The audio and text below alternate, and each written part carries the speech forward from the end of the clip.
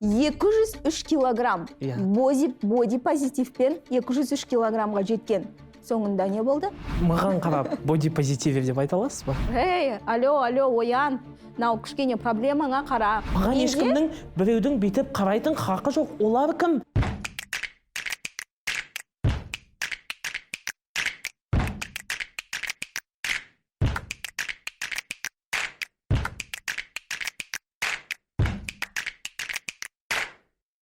Есімім Арай Әмре, мен врач-диетолог, нутрициологпын. Жалпы боди позитивке неге мен қарсымын? Бұның боди позитивтің жан жақты біз қарастыра аламыз. Бірақ соңғы кезде жастар арасында, немесе қазіргі таңда көп адамдардың арасында белең алғаны бұл салмаққа қатысты, және олар өздерінің дүниежүзілік денсаулық сақтау ұйымының ұйғарымына келетін болсақ та, егер бізде салмағымыз 30-дан коэффициент 30-дан асатын болса, онда бұл бізде хронический аурулардың барына алып келеді. Сондықтан да адамдар соған қарамай өздерінің аурулары бар екенін жасырып, боди позитивке соған кетіп жатқандықтан мен бұл жалпы боди позитивті қолдамаймын. Есімім Тұрсын Жолдыбай, мамандығым журналист болғанымен қазір сән саласындамын. Киім дизайнерімін, модельермін, адам хақы жөніндегі азаматтық белсендімін, және адам құқықтары дискашндаріне көп қатысам, және адам құқықтарын қорғаумен айналысам. Боди позитивке не қатысым бар десеңіздер, мен көптеген дүкендердің саясатын қолдамаймын. Ол дүкендерде киім 2XL, 3XL-ге шейін әрі кетсе болады, және одан артық киімдер немесе XS-тен төмен 25 жастағы өте арық қызға киім жоқ, немесе өте арық жігітке киім жоқ деген мәселелер көп. Сол себепті болса да тіпті 2-3 есе бағасына сатады. Мен ол заттарды қолдамаймын, керісінше өзінің тәнін, өзінің денесін қалай бар солай жақсы көретін адамдарға қолдау ретінде 6-7XL-ге шейін киім тіккен адаммын. Жалпы мен айтатын едім, боди позитивті қолдайтын 4, 5, 6, 7 өзіңіз айтқандай 8XL-ға дейін киетін адамдардың өздерінің психологиялық кішкене, олардың ондай адамдарға психологиялық көмек қажет деп.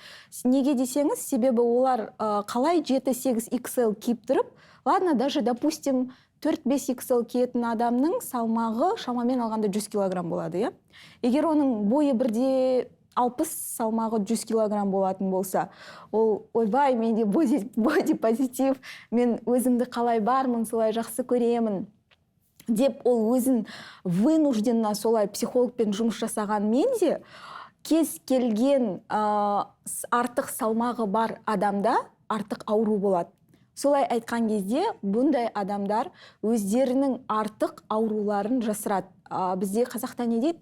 Ауруын жасырған өледі дейді. Сондықтан да бұндай жағдайда біз ең алдымен бізде бәрі керемет, бізде бәрі күшті деп тек қана бұл Америкада алынған. Америкада көп стресстер, ол қандай? Постоянно күліп жүреді. Андай улыбчивый стресс деп айтады. Қандай кімге қарамасан да екеуі осылай күліп жүреді, бірақ на самом деле оның миында өте көп депрессия бар. Сөзсіз, бірақ мәселе неде деп бар ғой. Боди позитив дегенде маған ең қатты ұнамайтыны ол алады барлығы тіпті арық адамдардың өзі. Сіз бағана айтып өттіңіз ғой, арық адамдарға киім жетіспейді деп. Енді олар подростковый отделден киінеді. Өкінішке қарай, подростковый отделден киінеді. И сондай арық адамды айтады да, мен арықпын, мен өзімді осылай жақсы көремін, маған барлығы ұнайды. А на самом деле арық адамдарда да ауру болады. Жалпы ең көп арық адамдар в основном оларда бауыр ауырады. Сондықтан да олар оған мән бермейді, ал бауыр деген ол адамның бауыры ауырған кезде адам оны білмейді. Ол ауырып, немесе басқа болып бізге сигнал бермейді. Бір күні моментально алады да ауыра салады. Вот ол бауыр единственный сондай орган, который бізге сигнал бермейтін. Сондықтан арық адам болсын, толық адам болсын, тіпті бетінде безеу бар адамдар боди позитив. Мен бетінде безеуім бар, мен каждый безеуімді жақсы көремін деп. Оның өзі, оның асқазанында проблема бар екенін білдіреді. Енді маған қарап боди позитив деп айта аласыз ба? Мысалы, мен сізге бір сұрақ қояйын. Мен сіздің ойыңызды енді білмеймін ғой, бірақ қуанып отырғаныңызға қарағанда бодипозитив. Иә, мен бодипозитивті ұстанатын адаммын белгілі бір деңгейде. Яғни қазір өкінішке қарай жаңағы авық адамдарға немесе анорексиктерге немесе өте ларжес киім киетін өлшемдегі адамдарға арналып кетті да бұл тақырып. Негізі бодипозитивтің өзі. Көп адамдар солай ойлайды ғой, потому что. Мен бала күнімде мектеп кезінде накладные веки дейді ғой, сондай таққан адаммын мектеп кезінде. Неге? Өйткені маған менің қабағымның болмағандығы қатты комплекстар туғызатын, бірақ сол себепті мен тағы балам, көзім ашыңқы көрінеді, бір түрлі ажарым кіріп қалғандай, өзіме сондай сезімдер болады, мен соны тағып жүретінмін. Бірақ кейін зерттене келе, іздене келе, сұлулық стандарттары қаншалықты олардың романтизацияға ұшырағанын оқып, біліп, қоғамда көріп, сұлулық стандарттарына сыю үшін, кіру үшін адамдардың не істеп жатқандығын, менің өзімнің неге маған Құдай немесе табиғат берген осы менің келбетім, менде қабақ жоқ. Неге мен оны қабақ болуға өзгерту керекпін? Неге мен көзімнің ашыңқы болуына, көпшіліктің көзі сияқты қабағы болуына ұмтылу керекпін деген оймен, кейін мен бодипозитивті қабылдап, яғни өз тәнімді қалай бар, солай қабылдадым. Кейін уақыт өте келе тағы бір деңгейге көштім десек болады. Мен шашымды өте сирек қиям. Неге? Өйткені ол бар, менің табиғатым сондай, шашым өседі. Сол себепті мен оны қабылдаймын. Мен ешқандай нормаларға, стандарттарға сай болуға міндетті емеспін деген ойға келдім. Бұл да бодипозитивтің қазіргі жаңа бағыттарының бірі негізі. Менің сақалымды немесе мұртымды қырмауымның өзі бодипозитив. Неге мен қырынған еркек болу керекпін? Неге еркектер қырыну керек, немесе қауқа сақалды болу керек деген сияқты түрлі патриархалды нормалар біздің қоғамда сұлулық стандарттарын диктовать етіп жатыр да. Яғни сен обязательно 90-60-90 болу керексің. Жоқ, ондай қазір стандарттар жоқ. Ол стандарттар әлі күнге шейін бар. Неге? Тіпті бодипозитивтің Asian Lives Matter-дің өзіне өте үлкен қатысы бар. Неге? Өйткені азиаттар ақш-та өте қатты бір дискриминацияға ұшырайды. Ол ашық дискриминациясы бар. Яғни келіп алып қасыңа деп бүйтіп көздерін сықситты ғой европоидтықтардан. Одан бөлек масс-маркеттегі киімдердің тек европоидты пішіндегі, келбеттегі адамдардың тәніне сай тігілуі. Бұл жерде біз бір нәрсені ескеру керекпіз. Бодипозитивтің өте қатты артық кететін тұстары бар. Және одан бөлек кішкене мынау әсіресе сіздің өзіңіз айтып отқандай подростковый кезде кез келген. Бұл жерде біздің тағы да қайталап айтамын, гормонның әсеріне байланысты. Именно мынау подростковый кезінде бізде организмде кәдімгідей гормондарда өзгеріс болады. Олар кәдімгі бір от сияқты лаулап жанып жатады. Сондай кезде адам өзіне не керек екенін білмейді. Сіз қаншалықты ол жерде бодипозитивті қабылдамадым, мынауым бар, мынауым жоқ десеңіз де, ол сізбен вами управляет ваши гормоны. Сондықтан да ондай кезде біз ең алдымен психологқа жүгінеміз. Бұл жерде біз кішкене дұрыс қарауымыз керек. Бұл жерде бізде психологиялық мидағы қалай айтсақ екен, кішкене өзгерістер. Және бұл жерде көбінесе балалардың арасында бір-бірін мазақтай салу, сен сондайсың, сен мұндайсың деген сияқты айта салу, бұның барлығы үйден берілетін тәрбие болу керек. Үйде, мектепте, егер бізде позитивке үйрету керек шығар бәлкім. Ол қалай бар? Семіз ба болды, семіз жақсы, оған қалай егер де сіздің қызыңыз, семіз деп, сіздің қазір айтайын бір 3-4 класс оқитын қызыңыз семіз болса, сіз қалай оған айтасыз? Сен семізсің, сен соған үйрен. Ал мүмкін ода 3-4 жастағы балада, 3-4 класс оқитын балада артық салмақ, мүмкін оның гормондары дұрыс емес шығар, қыздың. Қазір ондай өте көп. Бізге келетін кішкентай қыздарда уже гормональный нарушение. Сіз қалай оның денсаулығын қарамай, сенде бәрі керемет деп айтасыз? Ең бірінші біз көмектесу керекпіз. Бұл жерде біз көмектесу керекпіз. Біріншіден, ең бірінші бодипозитивті қабылдамай тұрып, адам денсаулығын тексеру керек. Егер оның денсаулығында бәрі нормальный, керемет, күшті болса, ұйықтатып үйретуіміз керек. Значит, бодипозитив әлемдегі семіздіктің ең алғашқы фактор емес. Келсесіз ғой? Яғни, біздің әлемдегі семіздік ауру артық салмақ бодипозитивтің ғана кесірінен болып жатқан жоқ. Яғни ол қосалқы бәлкім бір әсерін тигізеді. Бірақ негізгі мәселе адамдардың дұрыс тамақтанбауы. Иә, кез келген жерде ол бір ғана нәрсені кез келген салада болсын біз айта алмаймыз. Бодипозитивке әкелетін біздің қазіргі салауатты дұрыс өмір салтын ұстамауымыз, дұрыс тамақтанбауымыз, бірақ соның артынан бодипозитив келді екен деп бүкіл әлем соны қолдап кету керек емес. Керісінше уже ойлау керек. Уже вот мынандай болды ма? Мен артық салмақтың кесірінен менің салмағым, менің денем осындай болды ма? Менде осындай өзгерістер болып жатыр ма? Значит, мен бұны өзгертуім керек. Оның себебін тауып, себебін мен қанда бодипозитив керек сен дәл сол өзіңнің 120 келі салмағыңның бәлкім бір нормаға сай еместігін түсінген кезде саған бодипозитив керек. Мен жақсы, мен сондаймын, бірақ мен жақсыға ұмтылайын. Маған ешкімнің біреудің бүйтіп қарайтын хақы жоқ. Олар кім? Менде пациент болды. 203 килограмм бодипозитивпен 203 килограммға жеткен. Соңында не болды? Сахарный диабет первого типа, уже аяғы іріңдеп бастады, екі аяғынан тұра алмай отырып қалды, екі почкасы отказ берді. Вот это сіз үшін бодипозитив па? А ол кезінде жүре берген. 120 нормально, 150 нормально, 180 нормально. А соңы неге алып келді сонда? Ол кісінің мәселесі. Сіз басалықтатын бодипозитивті құрту керек дейтін, сіз ондай мен құрту керек деп айтып отырған. Қарсы шығатындай мәселе емес. Яғни ол кісінің мәселесі. Ал соңында келді, мен қателесіппін. Менің салмағым уже 100-ден асқан кезде мен дабыл қағуым керек еді. А менің қызым бар, балам бар. Менің ертең қызымдығым қарайды. Қызым колледжде оқиды. Мен жұмыс істей алмай қалдым. Мен мүгедек болып қалдым. Мүгедектікке төлейтін ақша менің даже квартирамды жаңағы жабуға жетпейді деген сияқты, мысалға. Сондай жағдайлар болды. Неге біз өзімізді прям сондай жағдайға алып келу керекпіз? Оны әкеліп жатқан бодипозитив өте көп. Көп жағдайда бодипозитивті қабылдап, сондай жағдайға келеді. Басында жүреді, мен өзім жақсы көремін, мен сондаймын, мен кереметпін, мен күштімін. А соңы сондай болады. Тікелей ол сіздердің жұмыстарыңызда бұл жерде адамдарға түсіндіру, яғни сен өзіңді қалай барсың солай қабылда, бірақ сенің анализдарың бізге не айтып жатыр? Міне сенде қант көп. Бодипозитив деп көбісі анализде тапсырмайды ғой. Мен қандай бармын, мен сондаймын дейді. Мен қандай бармын, мен сондаймын. Тікелей медиктардың жұмысы. Европада,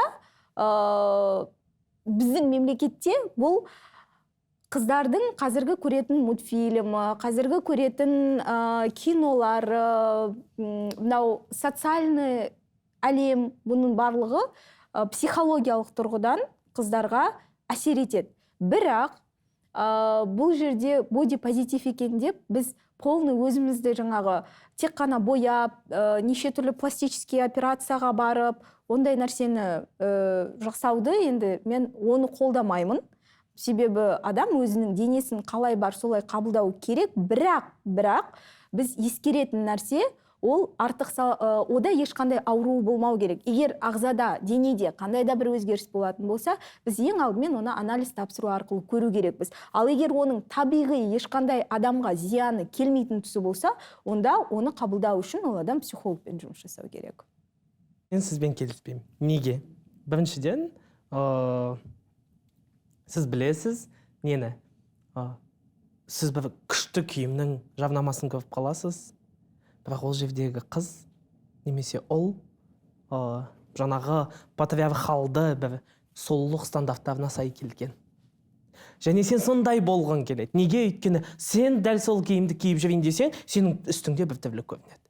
Яғни кез келген киімнің қазір 3XL-ға дейін размері бар ғой өзінің. Өкінішке қарай, ол сіз үйтіп ақтап аласыз да бәрін, жаңа патриархалды қоғамды ақтайсыз ба, түсінбей жатыр, нені ақтап жатқаныңызды. Мен жабы дұрыс жағын айтып жатырмын. Априори саған қайда көрсең де, өкінішке қарай, мысалы, Ханшатырдың ішіне кіріп, сіз аралап шықсаңыз, ішінен бір кішкене толықтау келген томпақ қыз тұрғанын, немесе накачанный емес еркектің тұрғанын жаңағы неде жарнамада көрмейсіз.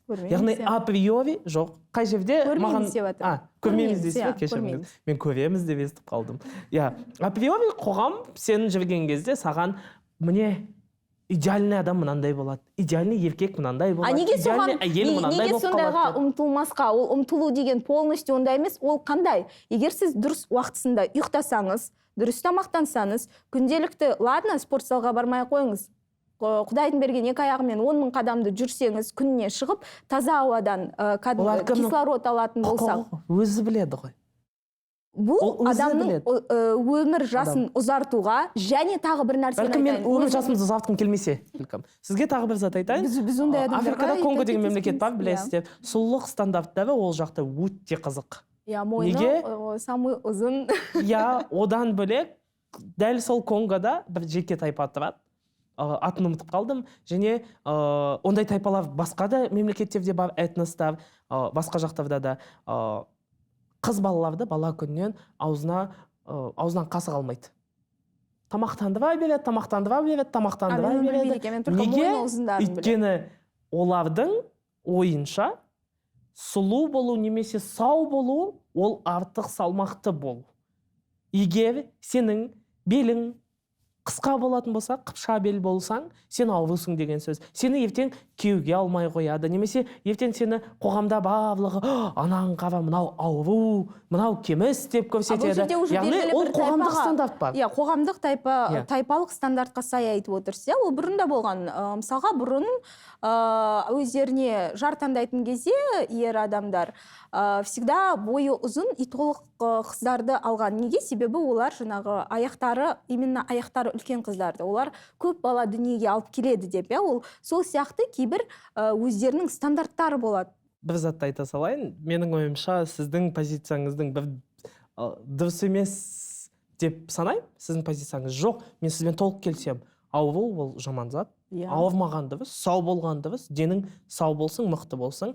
Бірақ бит көкпелеп тоныңды отқа жақпа дейді қазақ. Яғни бодипозитив бізде сен азиат болғаның нормально, сенің көзіңнің мынандай болғаның нормально, сенің кеудең ондай үлкен болмай-ақ қойсын, омырауың үлкен болмай-ақ қойсын. Оның барлығы нормально. Мен оны айттым, ол нормально. Егер де біз пластический хирургияға жүгінбесек. Дәл осындай қаншама жақсылық беріп жатыр бодипозитив. Тіпті сен семіз адам болған күннің өзінде де өкінішке қарай әлемде семіз адамдардың көбісі үлкен стресске ұшырайды өзінің семіздігінің кесімінде. Сол адамдарды стресстен алып шығып жатқан бірден бір феномен осы бодипозитив. И сіз денсаулық мәселесі мен келсем, жоққа шығармаймын, бар, бірақ денсаулық мәселесін алып... Стресске неден пайда болады адам?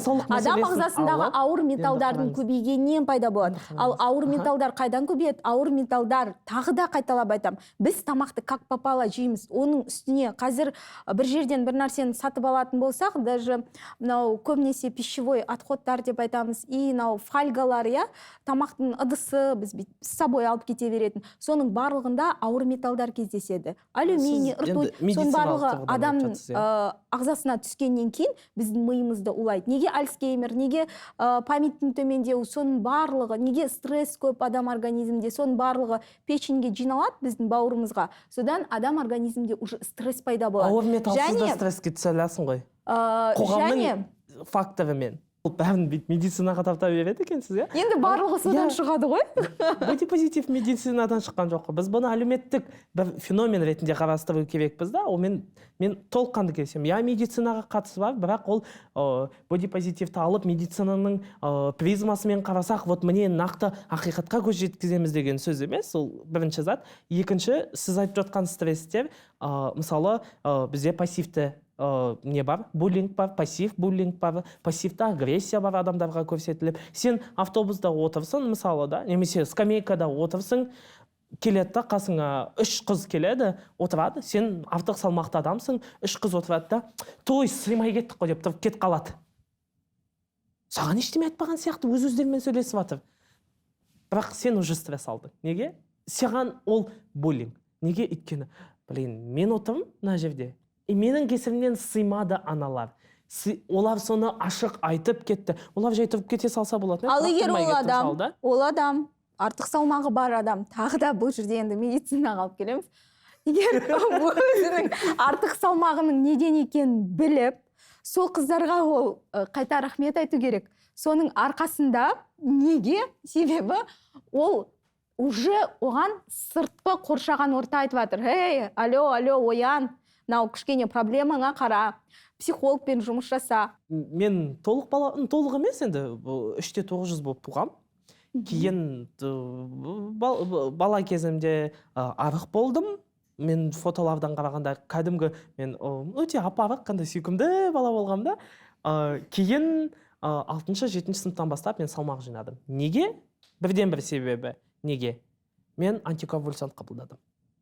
Және ол мен тікелей салмағыма, тіпті мен көбісі мен тамақ ішіп отқан кезде андай заттар айтады. Мен тамақ ішкен кезде сен мынаған тоясың ба не деп. Апарық адамдар мысалы менен көп порция жейді мысалы, иә, бірақ әлі күнге шейін жаңағындай заттарды айтады маған. Ойбай, мынаған тоясың ба, анау деген сияқты. Я менің тікелей салмағымның жинауы әу баста антиконвульсанттарды қабылдауыма болды, тікелей себепкер болды. Және мен артық салмақ жинадым.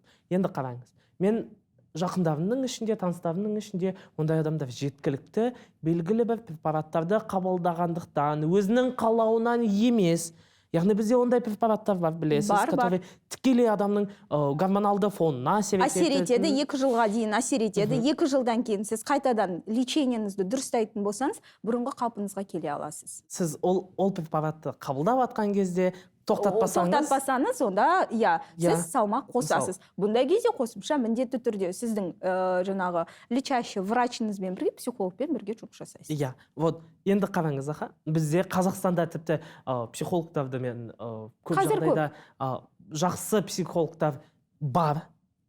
Бұрын жоқтығын қазір бар, Құдайға шүкір. Бірақ аз, табу қиын. Мен өзім білем, қаншама психологтарды, которые там өкінішке қарай поверхностно оқып алған, там коучтар десек болады белгілі бір деңгейде, дәл сондай балаларға, мысалы, мен өзім мектепте буллингті көріп өскен баламын, дәл сол салмақ қосып, өзім ауырып, емделіп жүрген кезде, салмақ қосып алған кезде, барлығы мені келіп, ұрып кететін, теуіп кететін, және борсақ деп менен қашып кететін, мен оларға еңсілдеп, арттарынан қуып жете алмайтынмын. Бұл жерде мен бағана айтып өткендей, қараңыз, бұл жерде адамның өзін өзі ұстауы, социуммен қарым-қатынасы, бұның барлығы мәдениетті болу, бұл тікелей үйден бастау алады. Жаңа туылған баладан ол садикке барғанға дейін, садиктен кейін де, мысалға, егер ата-анасы оның барлығын балаға айтып отыратын болса, онда ондай жаңағы балаларда ондай жағдай болмайды. Бірақ егер де бұл жерде бір ғана балаларын да кінәлауға болмайды. Әрине, ондай буллингке ұшырайтын адамдар бар, бірақ бұндай кезде ата-анасы айту керек: балам, сен қазір дәрі қабылдап жатырсың, немесе оны психологқа апару керек. Сөйтіп бодипозитив керек. Ақшта жұмыс істейтін еді, ақштың өзінде де буллинг бар, біз білеміз. Бар, И бодипозитив бәлкім дәл осы үшін қажет, когда сені келіп біреу борсық деп кеткен кезде, ну и что?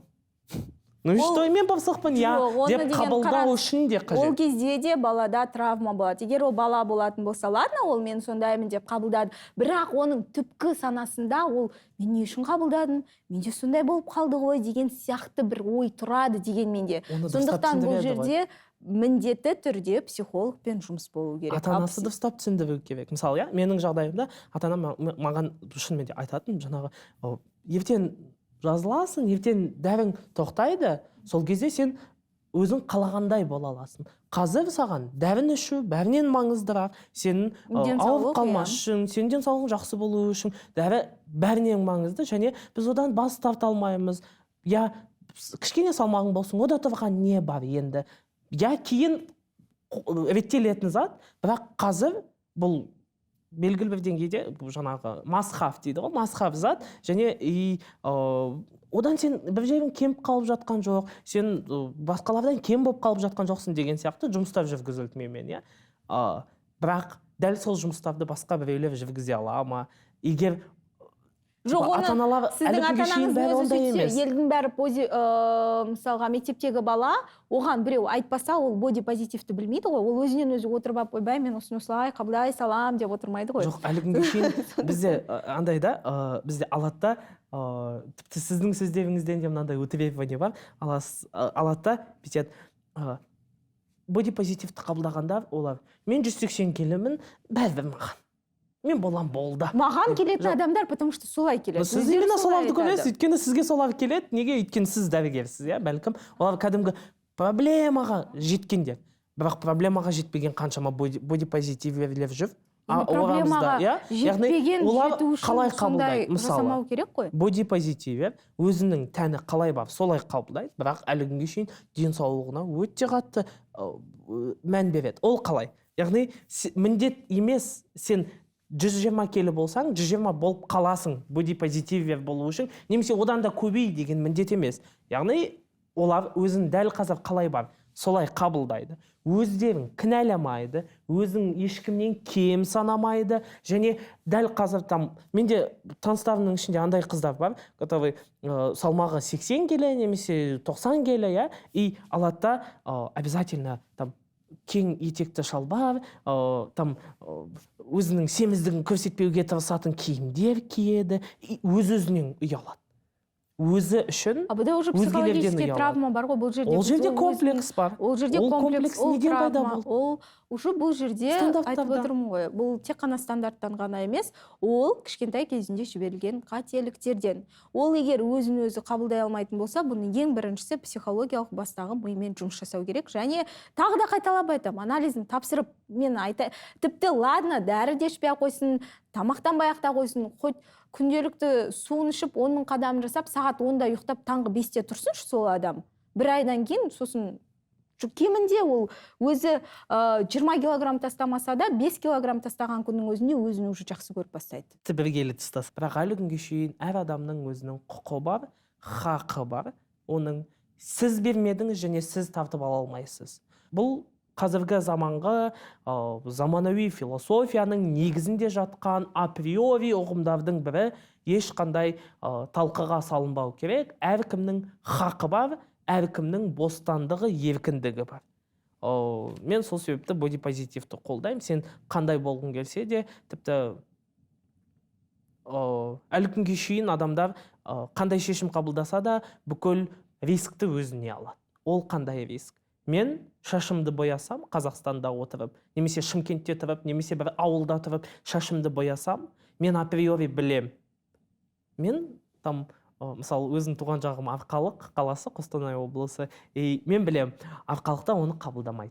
Бірақ егер мен шашымды боясам, мен оған саналы тұрғыда бардым, белгілі бір деңгейде, мен барлығын білдім, не болатынын. Егер мені біреу келіп ұрып кетсе, ол менің мәселем.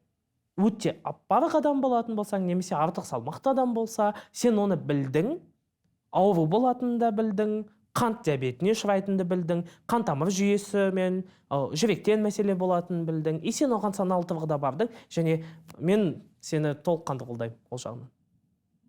Жалпы бодипозитив дегенге біз бір ғана менің құқығым бар екен, менің құқығымды ешкім таптауға болмайды деген нәрседен ғана қарамауымыз керек. Кез келген нәрсе, әр адамның құқығы бар. Ол заң жүзінде де, басқа жағында да кім не істейді, немен айналысады өзі біледі. Ең бастысы, адам өмірге не үшін келгенін ұмытпау керек, өзінің миссиясының не екенін ұмытпау керек. Еркек болу керек, әйел болу керек. Және сонымен қатар тағы қосымша айта кететінім, әр адам өзінің табиғи құбылысын, табиғи мінезін, табиғи денесін ешқандай кінәрат болмаса, оның денсаулығында, психологиялық тұрғысында, онда оны толықтай өзі қабылдау керек. Ал егер де сіздің денсаулығыңызда артық салмақ болатын болса, немесе тіпті қатты азып кетсеңіз, денсаулығыңыз мазалап, сондай жағдайға келетін болсаңыз, денеңізде белгілі бір ауытқулар болып жатса, ең алдымен оның шешімін іздеп көру керек.